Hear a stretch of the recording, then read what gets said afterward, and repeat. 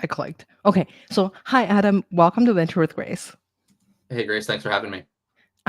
So first of all, I would love for the audience to get to know you a little bit more. So previously, I think it was 2009, you like try to get your foot into the venture and then like venture door. So like you like emailed like maybe 200 investors and like Chris Sacca got back to you and then eventually you started working with him and that's how you kind of like entered the scene of venture. And fast forward to today, you're a fund manager yourself, you created your own fund. Why don't we start with like, what were some core lessons that you've learned early on in your career that kind of shaped you into your investing career later on?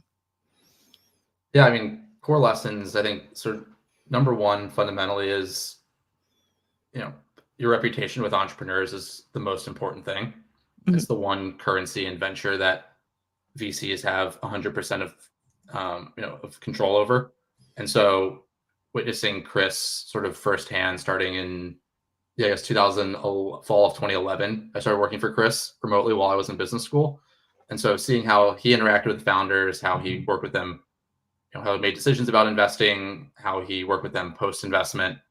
Um, that was an eye opening experience to watch someone who was so great at this craft, um, doing it, as largely remotely, but Mhm. to the extent that I was, seeing him in person, it was an incredible learning experience.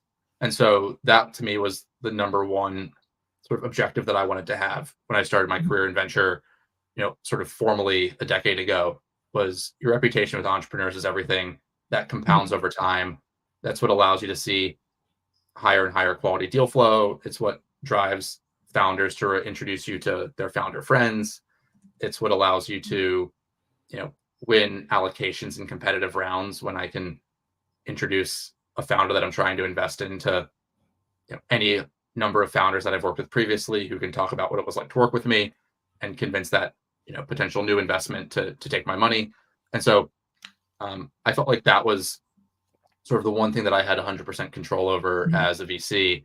And to me, it felt like one of the best ways to end up having, better outcomes over time was to have that great reputation with entrepreneurs. I have a question there. So like I think like so in general, I've seen like two kind of founder. One kind of founder that they just like don't ask anything. Maybe like it just like didn't cross like the point that like where they need like your help with a certain specific area of things. But like so there's one type of founder, they just leave you alone and then like do you like kind of like chase them down to be like, hey, I mentioned about you about to like this other investor or something like or this other type of founders, they are asking you for like for example, really like unrealistic advice. So for example, they're like, "Hey, can you help me to do a certain things?" Like, "Hey, can you help like, our company recruit like 10 people or like can you help us like, grow our Twitter follower into X month?" Like what would be your like do's and don'ts on like these like the people who don't ask anything versus the people who ask everything? Yeah, I mean, I think there's this notion among certain investors that they think the best founders don't need any help at all.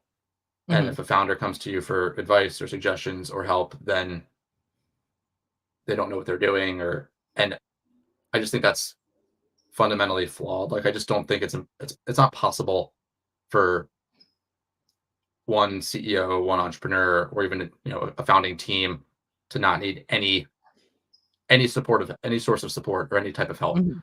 Um, I tell founders in the portfolio, I talk to every founder every single month on a recurring basis. We set a recurring calendar invite, um, and just say, all right, it's the third Thursday of the month at 3 p.m. And that's what we have as a guidepost for touching base. And I tell every founder, there's no problem like too big or too small. Um, like come to me with whatever it is. If and don't wait for that call if there's something major. Like just text me, call me, Mhm. email me. I would much rather know because it's way harder to solve that problem if it's a significant problem. It's way harder to solve that problem on short notice than if you are fully transparent and give me a heads up about it. Um, I think the other thing that I would add is, you know, I I tell founders I'm on call. So Mhm. like just text me, call me, email me anytime because to me that's the number one way that you can be helpful to entrepreneurs is be highly responsive. I tell founders that if you listen to every piece of advice that your VCs give you and sort of do every piece of advice that they tell you to do, your company will probably fail. And if you listen to absolutely zero pieces Mhm. of advice that your investors give you, your company will also probably fail. Mhm. It's on the founders to recognize that VCs are not experts in whatever that company is building. If we were, we would be doing that instead of investing. Most likely, we wouldn't be, investing in a wide variety of companies in portfolio. Mhm. Um, and so it's up to the founder to recognize they're the domain expert, they're the product expert, they know the space, the category, whatever, better than anyone on their cap table does. But Mhm. investors see thousands of companies a year, tens of thousands in a career, oftentimes have invested in dozens, depending on the firm, sometimes hundreds of companies, depending on the firm's style and strategy and stage. And so we collective VCs have like way more reps than any Mhm. entrepreneur is going to. So we've seen certain pitfalls, we've seen certain challenges that come at, depending on the stage, the sector, the product, that might be very relevant to that entrepreneur. And hopefully we provide a very good foil to that founder to ask challenging questions, challenge assumptions, and hopefully that helps sort of guide them in a way. But ultimately, like the work falls on the entrepreneur, and we're just there to provide initial sense of support. So when you're providing guidance, like what would be the lines that you draw? Because I've heard from like many VCs, they have, a team of people who help them to recruit people or something like that.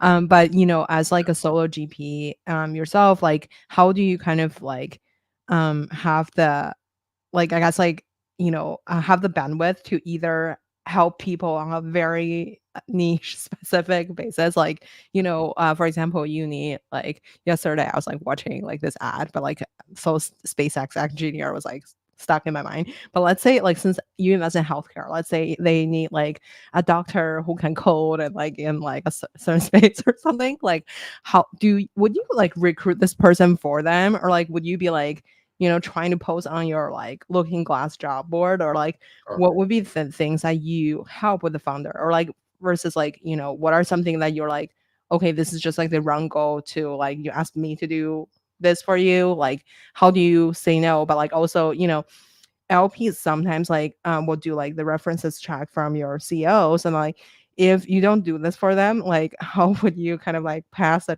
background check from like the LPs? sure. So I think there's sort of three main buckets that I tell founders I can be helpful on. One is fundraising, another is recruiting, and another is sort of biz Mhm. dev, kind of broadly sales.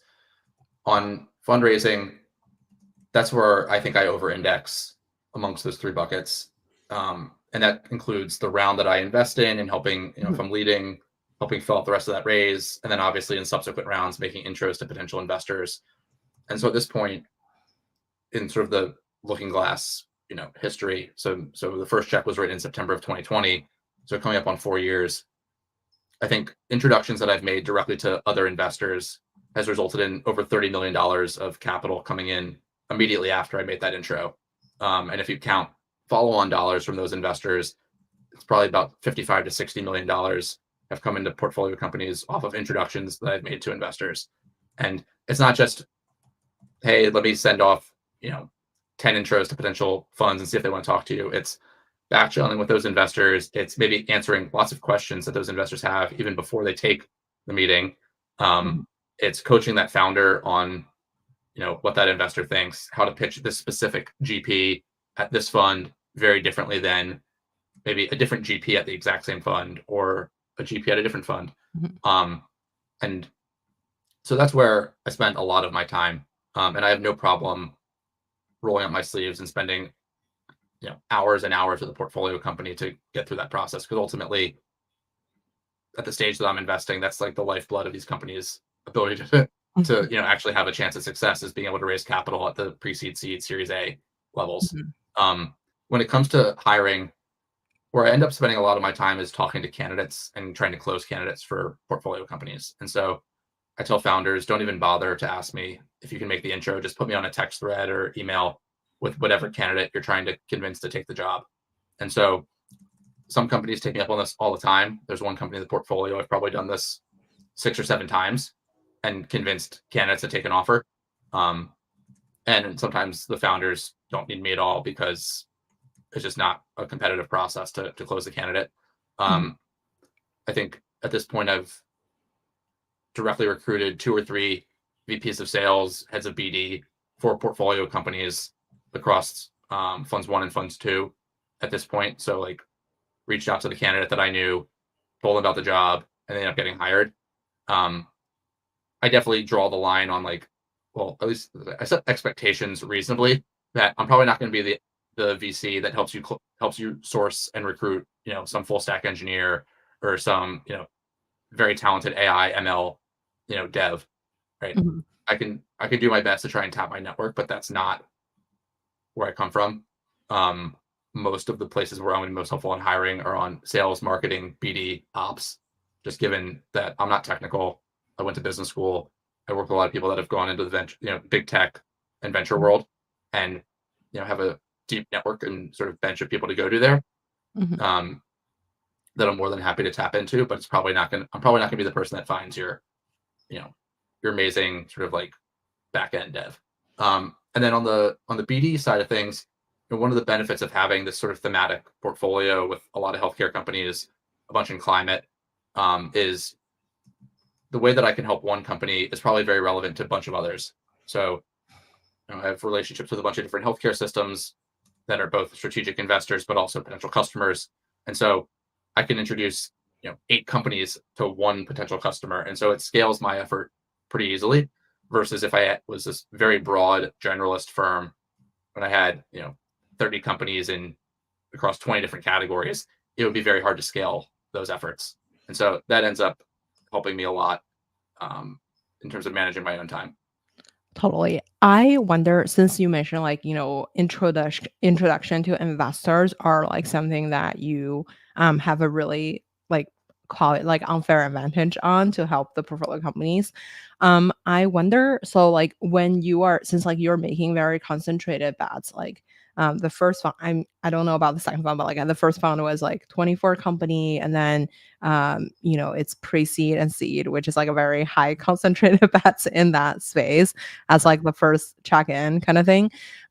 So I wonder, a couple questions there. Like one is like, how do you source these companies to have like the confidence to put money in? Because I feel like, I think like in your other podcast interview, like people are asking you the same question about like, how do you have high conviction when you don't know the founder that well? What kind of reference check would you kind of like do to verify if like what they said were what they said. Yeah. And like a lot of people may not so today, like unfortunately I was like following someone on Twitter and then they quit their own company. So like I feel like in a very early stage kind of thing, so I wonder, how do you quickly diligence um like for if they could raise the second round of funding to other investors? Like I guess like how do you use like your investor network as a reference check as well to make sure that like they could get like bigger like checks later on? Yeah, so only a couple questions there. So I guess as far as sourcing, Yeah. most of, I'd say there's 3 main buckets. One is just relationship network driven sourcing, and that comes from other investors, either investors who are committing to the round that I'm coming in at, and I've known them for a long time, and they know I can be valuable on the cap table, and they know my check size constraints, they know the themes I'm investing in, and so they want me involved. It could come from investors that invest at a later stage.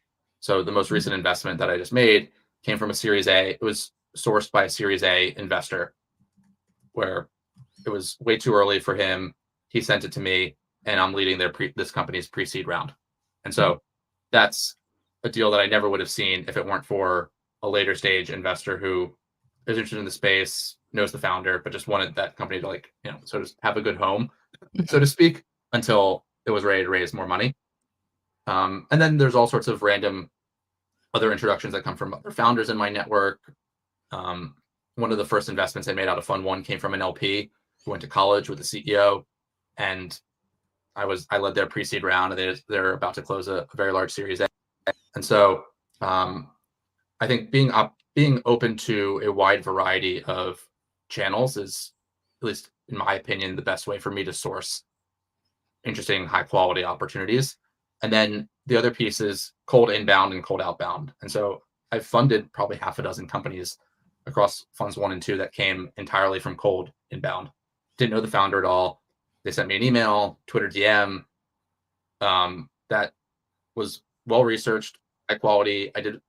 I looked up who they were, did as much reference checking and background checking as I could in advance of taking a first meeting, and ended up funding it. And then conversely, I do cold outbound to founders and companies that I come across that I think are interesting. And I've funded, I think, 5 or 6 investments that way as well.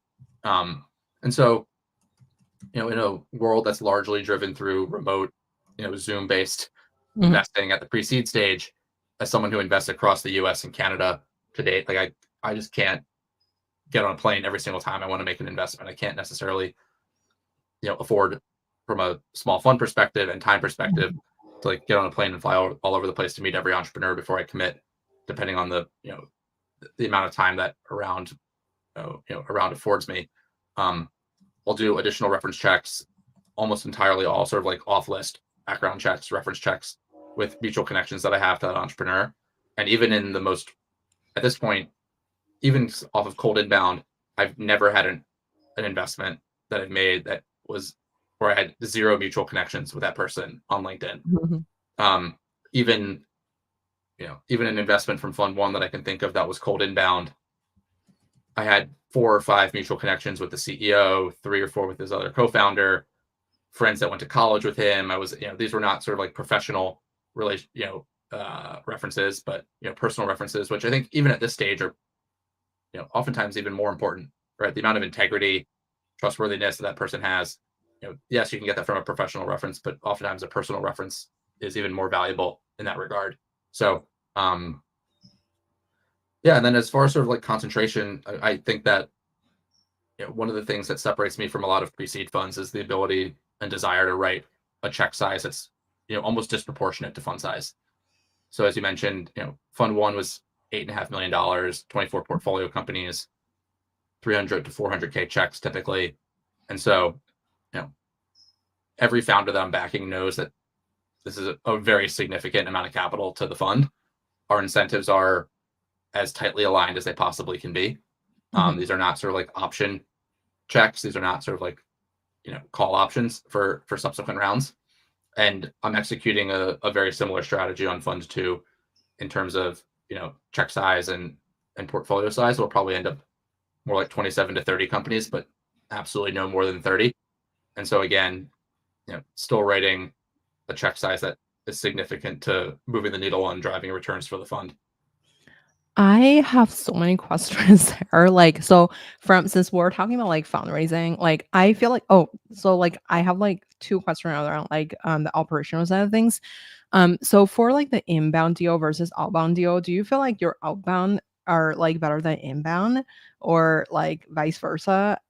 And like, do you have like a system in place that like you can track everything at once? Because I feel like I got so many DMs and like um I don't wanna flex, but because I feel like you're, the person who is like a solo GP somewhere. So, like, I'm just saying, like, I feel like you must also get, like, a ton of DM that are, like, valid or like, invalid or kinda thing, so all mixed together.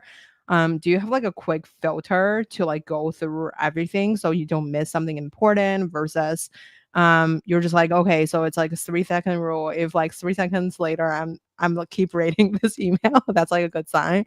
How Yeah. do you quickly filter out stuff in like a systematic Yeah.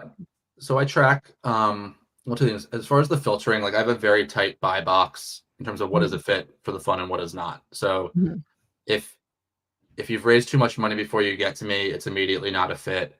Right. If you've raised more than $1 million then before you get to me, it's not a fit anymore for sure.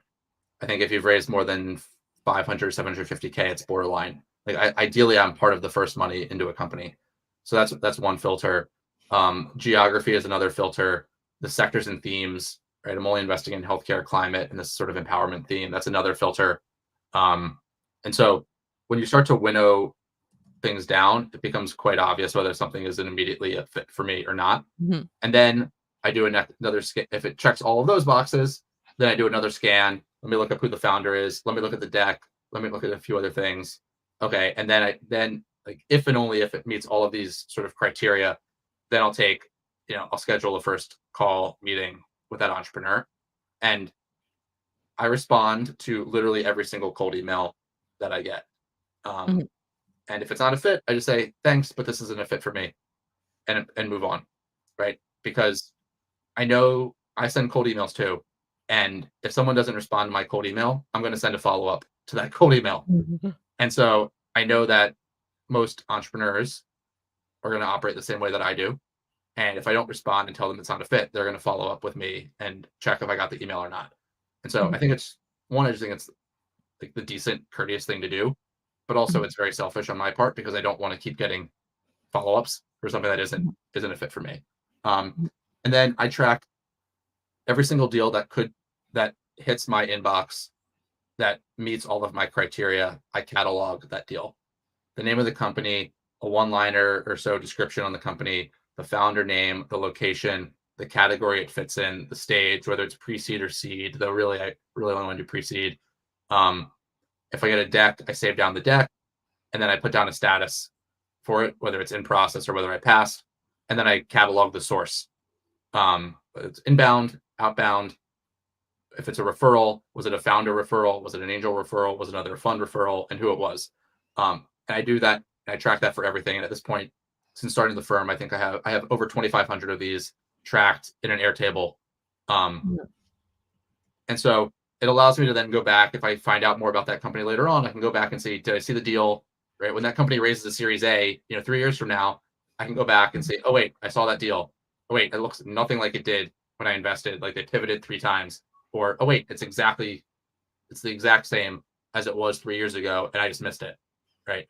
Like Mhm. this allows me to learn from, mistakes because inevitably I'm going to pass on stuff that turns out to be really good. Um, like today, I just saw a company raised founder that I passed on announced an $11 million Series A. I was like, oh, okay, I saw that one, missed it. Let me go back and see. All right, well, now they're doing something a little bit different than what they were doing when I passed. All right, would I still have said yes if they were doing this thing, 2 years ago when I saw it? Would I have said yes? Maybe, maybe not. Um, and so to me, that's the best way to monitor and track and learn from stuff I say yes to or stuff I say no to. Do you track like, is inbound better or outbound better Yeah, for you? yeah. So yeah, it's your other question. So cold inbound versus cold outbound. Um, I think it's a little too early to tell. I think my sort of the hypothesis would be cold outbound is better than cold Mhm. inbound. Mhm. Um, at this point, it's probably I'm just trying to think through the investments that I've made that are out of like both buckets. Mhm. Um, I think cold outbound is probably a touch better at this point if I look at deals that I've done and where they are versus cold inbound deals. Um, but I have a couple cold inbound deals that are doing extremely well. Um, I think the companies that are doing the best are happen to have come from known and trusted, you know, referral sources. Um, and so, but I don't necessarily think that that is the signal that indicates that they're going to do well or not. Mhm. I just happen to have more of those types of deals in the portfolio. Right? The vast majority came from some intermediary. And so the likelihood of having good outcomes from a higher number of opportunities is just better, right? The sample size for cold outbound and cold inbound is too small, I think, at this point. Mm. I wonder, okay, so I still have some question about the investor side, but I will save them for later so we don't stop compound like one topic for forever. So let's jump into like the fundraising side. So we're just probably keeping it like as like your advice for like the first time fund managers or like people who are raising their first fund type of things. So I wonder, so when you're thinking about, I feel like one of the things that you did was like very contradictory to a lot of people who are doing the precede was like making the high concentrated bets. So I know that like, you're trying to target a certain type of ownership in the end if they become $1 billion company. um I wonder, like, so for these to happen, like what were the feedback that you're getting from LPs? Are people buying into this kind of strategy versus, call like people invested like 40 deals or something like in the first batch? Yeah, Yeah, it's kind of it like a definitely numbers game. it definitely depends on the LP. I mean, I spoke to a couple LPs, one in particular who was just like, your portfolio model is not a fit for us. We think managers need to back 50 to 60 companies at this stage. And if you're not going to get close to, even 40, 45, like, Mhm. you're not a fit for us. And it's like, it's not as extreme as two political parties, but I think that there's Mhm. like, there's sort of these like two very fundamental beliefs in venture of like, ownership matters versus shots on goal matters. And there's two levers that you can pull, right? Just naturally, like, the higher your ownership, the fewer shots on goal you get. Um, and so my belief was, I felt like ownership mattered more for a few reasons. One, I wanted to make sure that every investment that I made could potentially be a fund returning outcome with a sufficiently large exit size. Two, I wanted to be able to cut through the noise of pre-seed managers and syndicates and rolling funds, this sort of proliferation of like small check writers, basically, who write tons of 50 to 250K checks and never lead. They just participate, et cetera, et cetera. Like, I wanted to sort of differentiate myself from that bucket of investors and say, like, I will be your lead investor. I will not only like be the first yes, but I'll set the terms, and I have no problem being a subscale lead, right? I don't need to be 50% of your round to help you raise the rest of the money and set the terms and carry a lot of weight. Since so many founders are looking for that like first believer and that lead to like, catalyze the rest of a raise. And then the other reason was I wanted to demonstrate to LPs as I grow in fund size and AUM that my ability to write a subsequently larger check is not sort of like this major leap of faith, Mhm. right? So to go from, fund, one or fund two or whatever, writing 300 to 400K checks and being the first yes and owning around 5% or so on average at entry, when I want to go out and raise a fund three and write a 600 to 750K check, it shouldn't be that hard for LPs to believe that I can do that if I've been Mm. writing pretty substantial checks now and already leading the vast majority of deals that I'm doing. Like, I could have been writing 600 to 750K checks already. I just don't have the fund size to allow for it.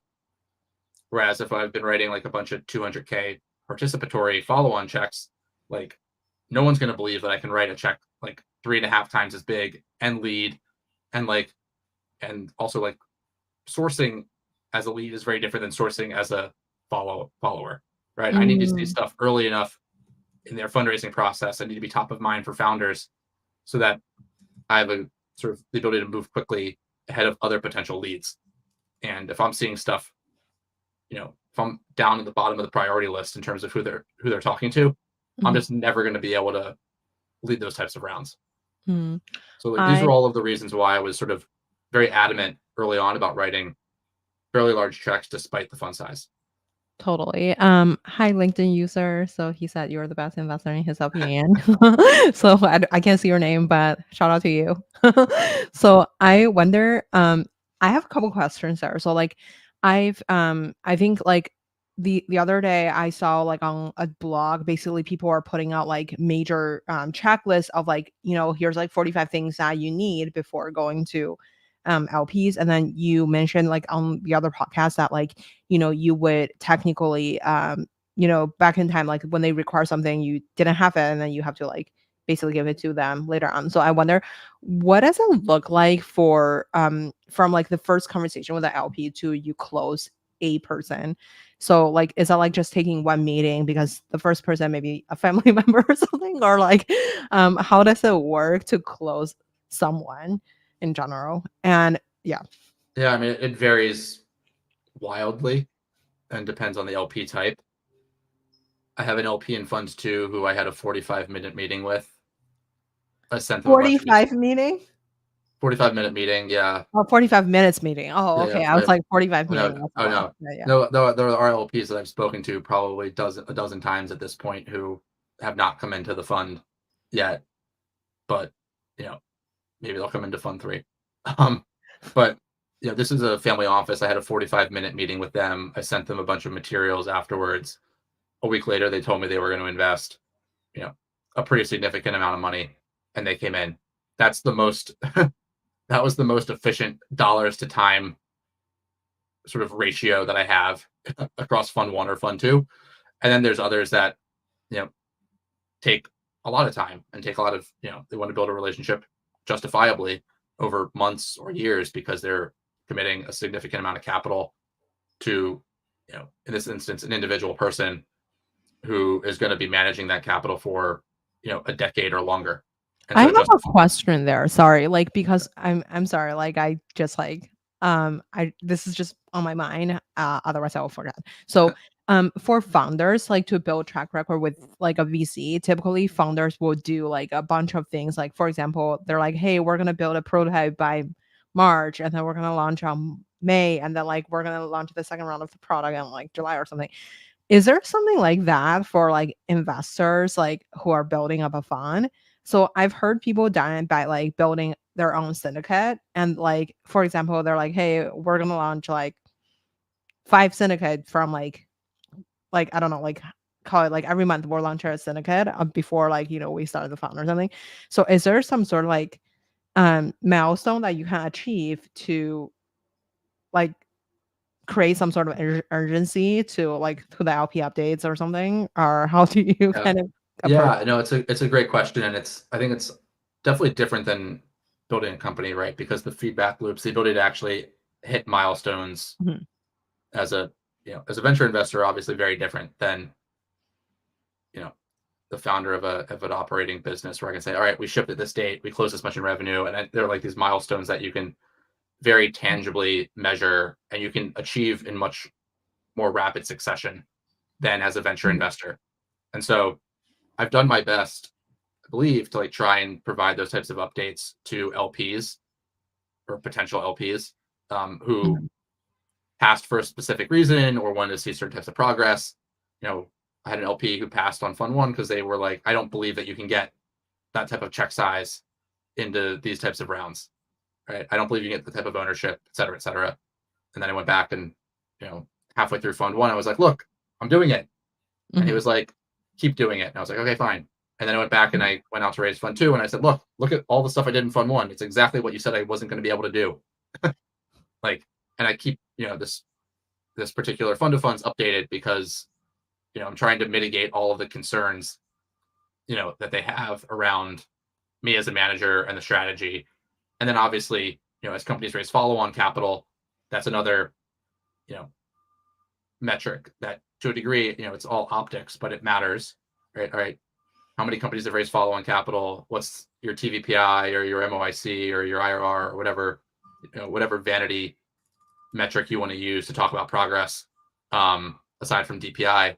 And then, what, who are the follow-on investors that came in, because LPs use that as a proxy for quality, right? If a really well-known fund leads your portfolio company's Series A, then all of a sudden they think you know what you're doing.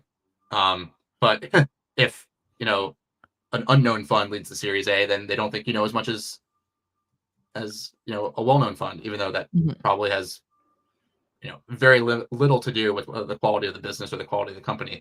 But you know LPs like VCs rely on optics and a lot of other superficial things to make decisions, um, beyond sort of the underlying strength and quality of the business.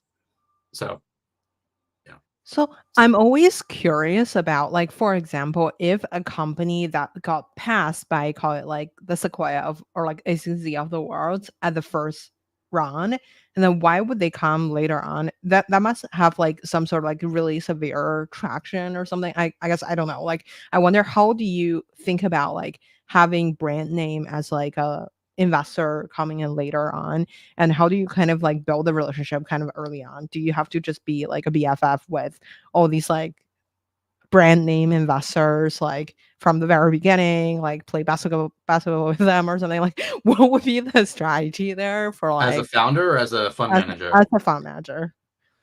Yeah, I mean, I'm fortunate that I have a bunch of relationships at a lot of these large, you know, quote unquote tier one venture firms that I've gotten to know over the last decade Mhm, plus. So, um, I have a company in Fund One that a tier one VC passed on at the pre-seed and seed stage, and that same firm is now leading their Series A with a very substantial check. So, mhm, like, mhm, um, they're sort of righting their wrong, if you will, based on the progress that company has made. Um, and so, you know, I don't I don't know every GP at every single firm, mhm, and I don't know a GP at every firm that I would like to, but for the vast majority I do. And mhm, oftentimes it's not even like the tier one VC that matters. Sometimes it's just like the right investor for that company, mhm, right? There are some incredible healthcare investors that are not generalist tier one, you know, name your Sequoia, Andreessen, Benchmark, Founders Fund, et cetera, who's who of venture funds, but like they're the actual perfect partner for this type of company, right? mhm. Like a fund like Define, which is an amazing digital healthcare fund specializing in mostly like Series A, Series B deals.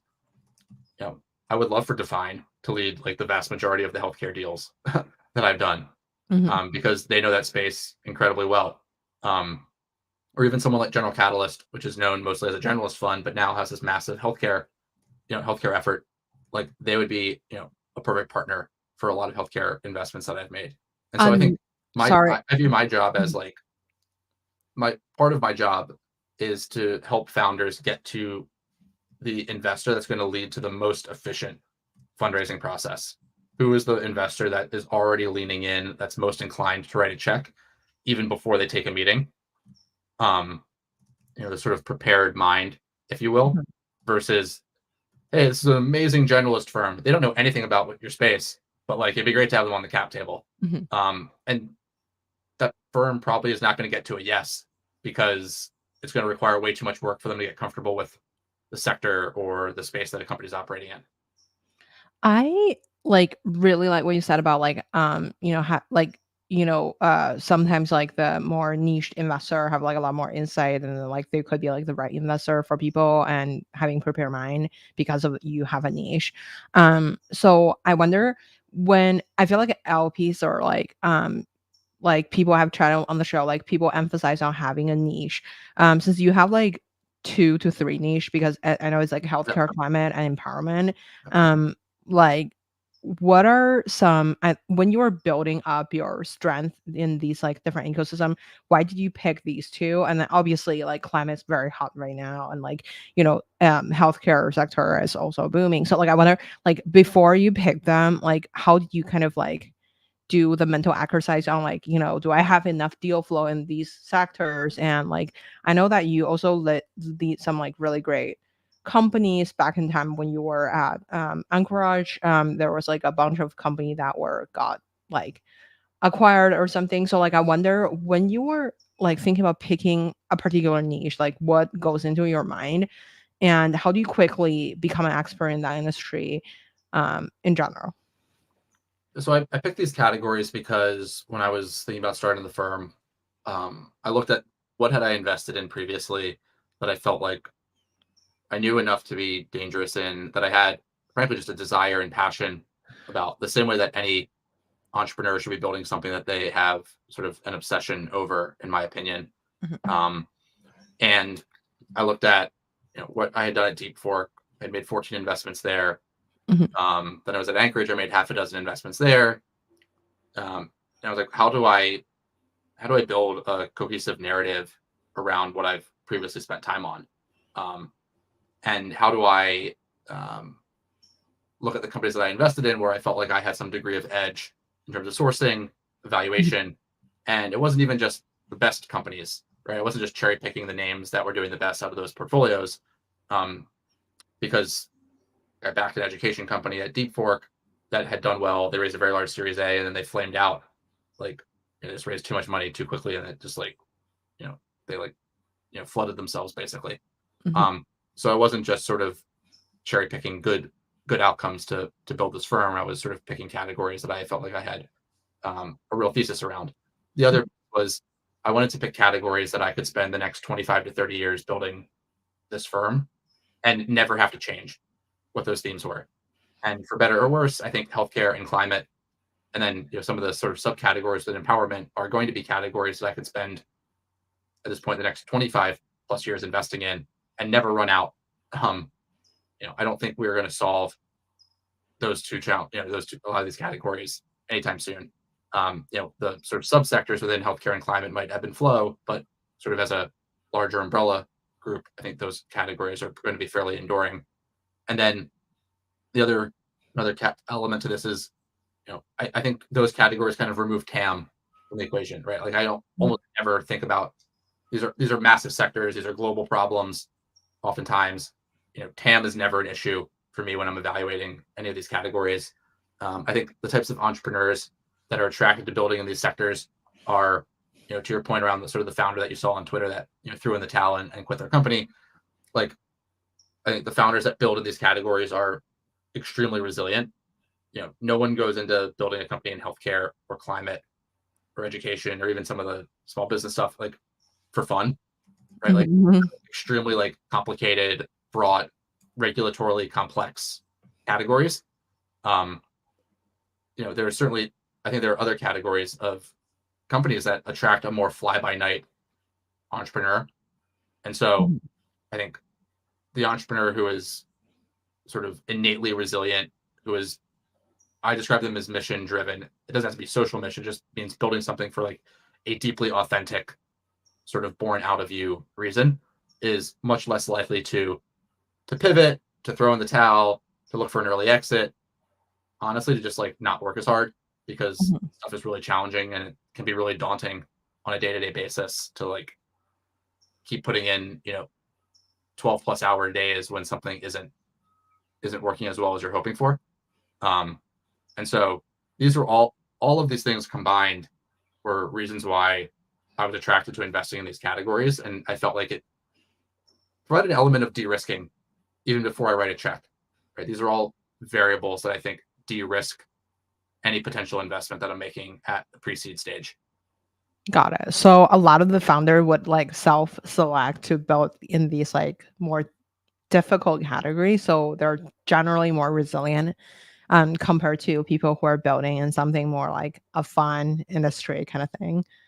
Yeah, I mean, I think I'm stereotyping to a degree, but I think it's a stereotype for a reason, right? Like the people that are building in healthcare and climate, in my opinion, like they know what they're signing up for. These are extremely challenging sectors to build in, and very different than some other categories.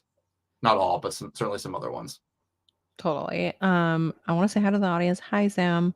So he asked if this is a linked out shirt, and also he appreciate your thoughts about investor intros and Yeah, stuff. it is a link style shirt. What is links DAO? Am I supposed to ask or no? Oh, Linkstyle is an NFT golf related NFT project that I helped kickstart Oh, towards nice. the beginning of 2022 with a few Oh, friends that ended up buying a golf course in Scotland called Spey Bay. oh, how like I'm sure that helps with the Twitter following, I guess. Back in time, I feel like the NFT era was wild. Yes, definitely was a very surreal moment in time. I wonder, so for investor, like kind of like I guess like what would you say you have to be ready before you pitch your first investor? Besides like, having a deck, generally talking about your strategy. And then I feel like a lot of investor, I guess like what would you say would need to be in your data room to call it like sufficient enough to go to pitch someone?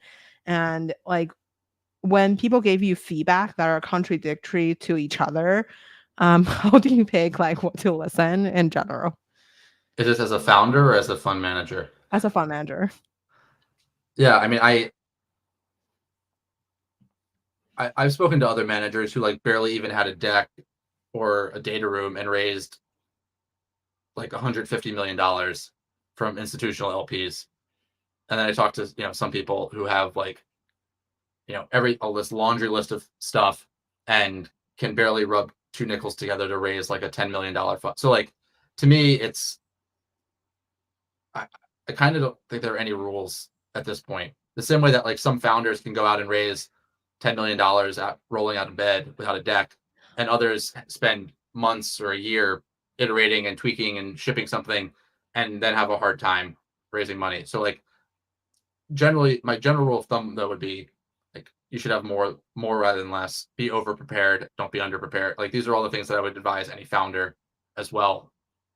Um, have a deck, have list of references, have probably a high level fund model on how your fund math works, how many know like what your reserve strategy is, know all of like the core, what I would describe as like table stakes things that you need as a fund manager, and have good answers for those. How you source, why you win deals, how you Mhm. pick, sort of all of the key elements of the job. Mhm. When it comes to like reconciling like conflicting advice or conflicting reasons for passing, I um I just don't listen to people that are passing for a fundamental reason that I can't change. Mhm. Right. So like I fundamentally believe that this portfolio model and math and strategy makes sense. Now, if someone disagrees with that, I'm not gonna all of a sudden start writing smaller checks to have a larger portfolio just to satisfy what they need for their, because they have their own business to run too. Mhm. And so they're trying to look for fund managers whose strategies align with their business model. And my business model, my business model does not align with theirs, and I'm not going to deviate from mine just to satisfy one person. Um, if if the advice is sound or the feedback is sound in terms of why someone's passing, and it's something that I can control, then certainly I'm going to take that into consideration. Um, but oftentimes, like a lot of the reason why there isn't a good fit is because like fund is too small, you're writing too your ownership isn't high enough. Well, my ownership can only get so high with a fund size of a certain amount, right?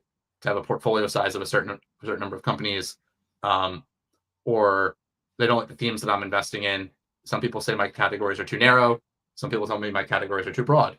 Um, so um, what I've sort of gotten sort of comfort with is like I'm just going to like trust the process that I'm executing on. Mhm. And so far, the feedback loop in terms of progress on fund one, in terms of number of markups and how the portfolio is doing quite well. And so until I get feedback that the process is broken or not working well, I'm going to keep executing the same way. Mhm. How do you pitch even like the hundreds of investors that you have to pitch to get the funding? And do you have like a sequence? So for example, maybe call it like 30 close friends round and then like a 50 like, friend of friend round and then like maybe 200 people like maybe code DM round. Like what would be your like I guess like process for approaching the people who may more likely incline to give you a yes? And yeah. Yeah. The feedback I got from a good friend who's another fund manager who's been doing this a little bit longer than I have, was the only people that are going to invest in your first fund and maybe even your second fund are people that know you already. Mhm. And I said, well, I invest in founders all the time that I don't know before I meet them during their fundraising process. And he was just like, this is different. And he was pretty much right. So like if I Mhm. look back at who invested in fund one and who invested in fund two, Mhm. I think I had like 90 investors in fund one or 88 investors in fund one. Mhm. Um, and nearly all of them were people I knew before I started fundraising. Or if I didn't know them, I met them through someone who committed to that fund and introduced me. Mhm. And then, so it was probably, you know, 75 to 80 that I knew, and then 8 to 13 or so, 15 that I didn't know, but they were literally like 1 degree removed. And Mhm. then that Fund 2 concentration of LPs is much smaller.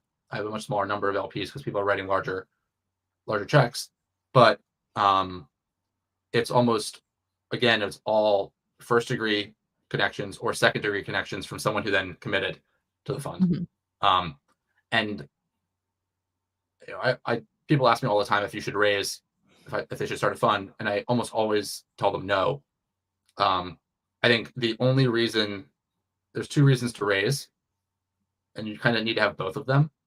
You need to have an unfair access to capital. If you can't easily access capital, LP dollars, then you should not bother raising a fund. Like What it's can you and define access? Because I feel like I've seen, like, obviously there's a lot of people just cold DM someone on, like, Twitter, LinkedIn, they just yeah, got no, capital, but what like does that you mean? need to have relationships with family offices, high net worth individuals, Mhm, institutional LPs, you know, people that can write, $500,000 plus checks.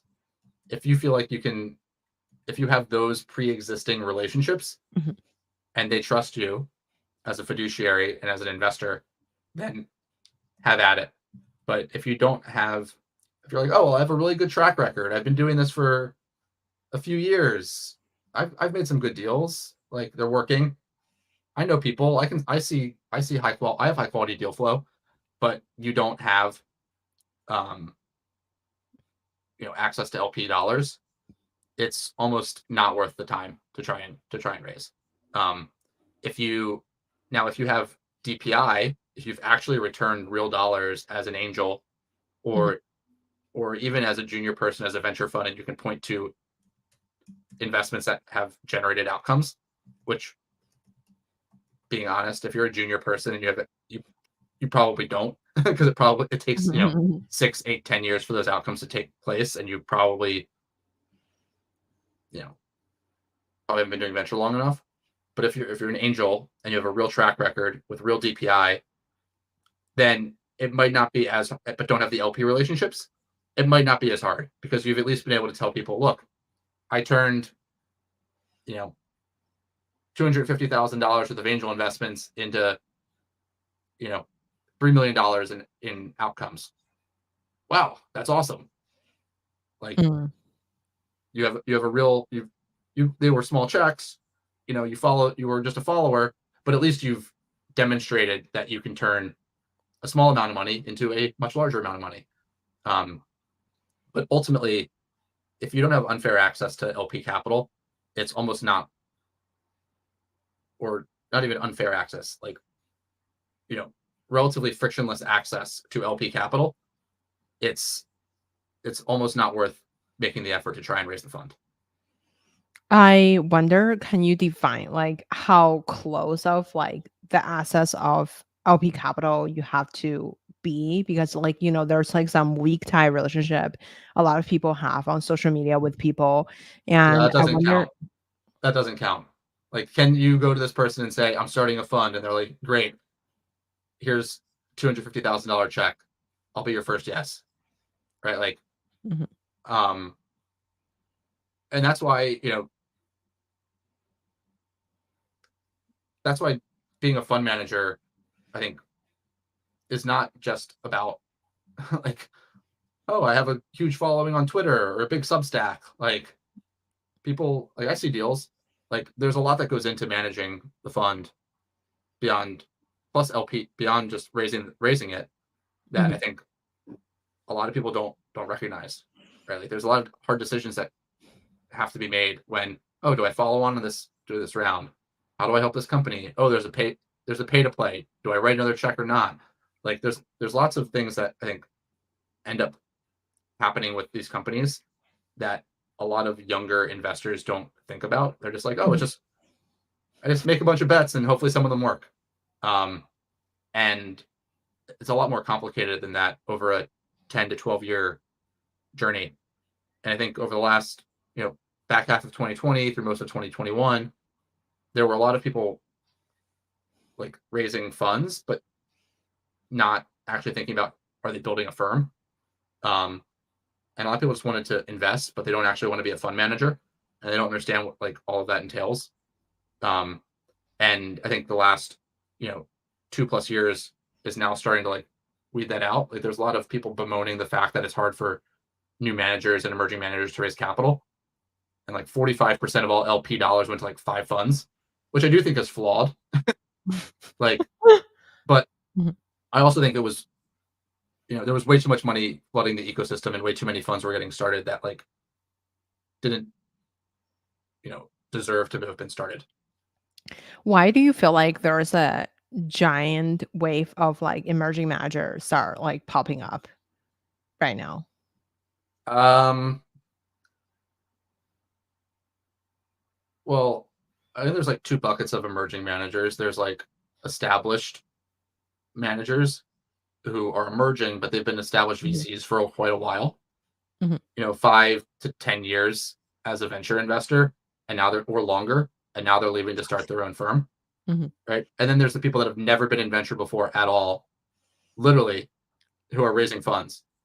Like, I that to me is mind-boggling. Um, like how those people are able to raise very large amounts of capital. But that goes back to my point before, which is they might have access and a network that has enabled that, right? And so if you have like real access to tens of millions of dollars, it's really hard to turn down that and have the autonomy to do your own thing versus going to work for somebody. And if you look at younger millennials and Gen Z, you know, uh, investors, a lot of those people don't like working for other people. Mhm. They're very impatient. They just want to get going. And so I think that's why a lot of those people have jumped to try and start their own thing quickly. And some of them will work. I think a lot of them won't. Um, and I think a lot of them are signing up for a very long journey that I don't know if they really want to sign up for. What does it look like, call it like managing a fund for 10 years? Since like, I mean, I guess like the first when you're like deploying capital, it would be just like less than call it 30 years or something for a fund. And what does a management after the first 3 years kind of look like for a fund manager? It's continuing to help those companies raise more money. It's evaluating them when there might be an opportunity to sell a position in those companies, in an oversubscribed round or some sort of secondary. Um, you know, if you're a pre-seed investor, a seed investor, you're kind of along for the ride to a significant degree. You don't have that much influence as to like when that company, you're not going to have much influence on when that company exits or gets acquired or goes public. And honestly, you might not even know when they get acquired, like depending on how little information you're given and how long it's been since you wrote the initial check. Mhm. Um, so there's you do your best to manage the positions in those names and hopefully generate liquidity when there's an opportunity to do so. Um, but it's a very you have to be extremely patient. This is not like when everything was like up and to the right quite quickly, and companies were raising 2 rounds, 3 rounds in a year, and everyone thought venture was so easy, but like it's not. And I think like way too many people just conflated, you know, they conflated venture investing with what crypto looked like, where you know things just moved quickly and it looked more like you know obviously there wasn't liquidity, but they just thought that things got marked up super fast. And like I don't know, to me this is a business that requires like an insane amount of patience over a long period of time. Even if you want companies to move quickly and iterate quickly and ship fast and grow quickly, it requires like 2 diametrically opposed like mindsets. You need to be able to move. You want companies to grow quickly, ship fast in the near term, but you as an investor need to have a very long term mindset and be extremely patient. And I think having the ability to have those 2 approaches simultaneously is extremely hard. Totally. Okay, so we're at the last part of the interview. I have a quick 1-minute fire round for you. Okay. What's your favorite book? Ooh. Favorite book. Well, I'll just give the book I'm reading right now is called Demon Copperhead, which is written by Barbara Kingsolver and it was a Pulitzer winner from a couple years ago. And so I'm enjoying that right now. So I don't know if it's a favorite book, but it's one that I really like right now. Who made the biggest impact in your career? It's tough not to say Sokka, in a bunch of ways, like, Mhm. respond to a cold email that I sent him, allowed me to start working for him, learned a ton from him. He was the first investor into Fund One, first LP into Fund One, first person I went to when I was starting Looking Glass, and obviously, opened up a lot of doors for me. Who would you invite to your dinner party? Already, how many people can I invite? It's your Um, party. oh man,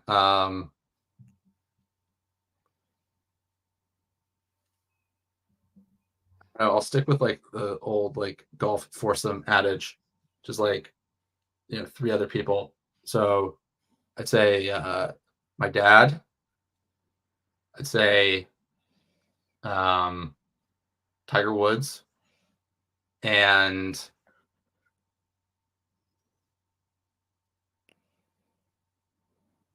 my wife. Oh, I think that wow. would be an interesting. I think that'd be an interesting dinner. It's a family dinner with Tiger With Woods. Tiger Woods. Yeah, exactly. Where can we find you outside work? You mean online or like what do I do else or what does my like free Both. time look like? Maybe both. Uh, so I have two kids under 5. Well, Mhm. about one. My daughter's about to be 5. My son is 2. So a lot of family time. Um, you know, a lot of outside stuff with them. Play a bunch of tennis. Play as much golf as 2 kids under 5 allow me to, and then online, just at Twitter, on Twitter at Besvinick. Refuse to call it X. I feel you. I also refuse to call it X. Whenever people say X, I don't know what that means. But anyway. Okay, Adam, thank you so much for coming on the show today. It was a fun chat. Awesome. Thanks, Grace. Appreciate it. Let me quickly end stream. It's